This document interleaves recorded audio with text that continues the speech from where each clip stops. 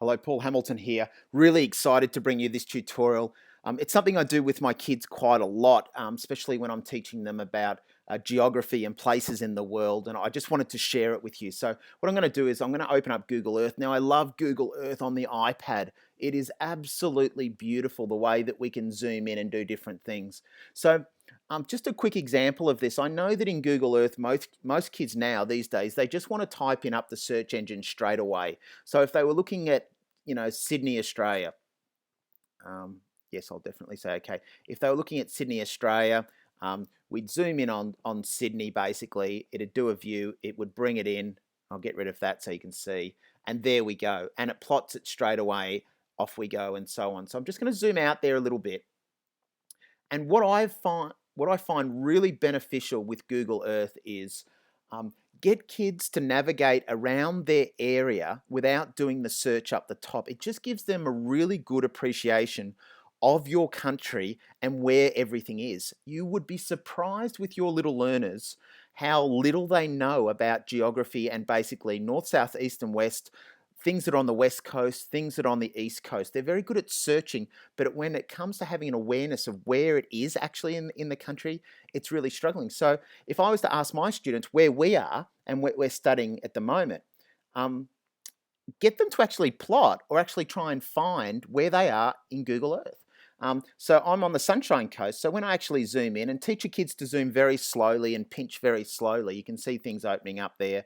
Some of the names are starting to pop up.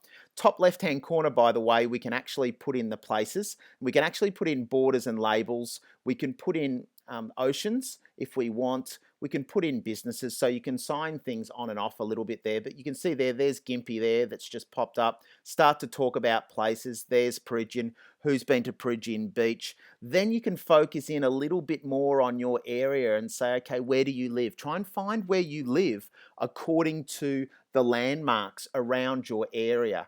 So there's our beautiful Mooloolaba Beach, and you can really zoom in there and actually say, hey, I've been to the surf club. Where would the surf club be? Can you see the water?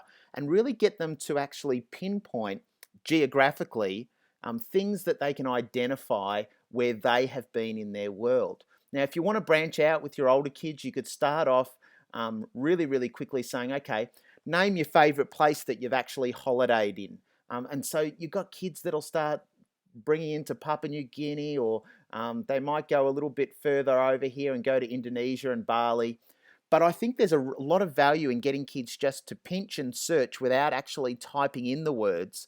So they've got a real awareness of where countries are in the world and the distances they are from each other. So look, this is a really quick tutorial and it's really basic, getting kids to explore where things are on our beautiful planet. But instead of searching words, search actually places. Give them an awareness of where countries are in the world. So if we're looking up New Zealand here, and if you've been to New Zealand, get them to zoom in and explore. Our younger kids will automatically want to do really, really, really, really quick zooms in, and they get lost.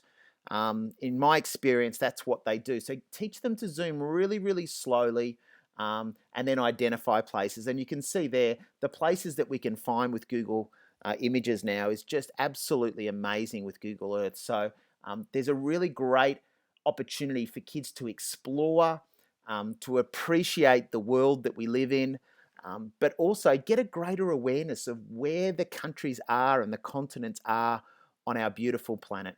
So that's a really quick tutorial on looking at Google Earth and how we can actually get kids just searching, not through the text search, but just with their eyes and using their brains to say, okay, where am I on this world? Is there water close to me? Am I on the East Coast, West Coast, and so on? Paul Hamilton here for iPad Monthly, signing off.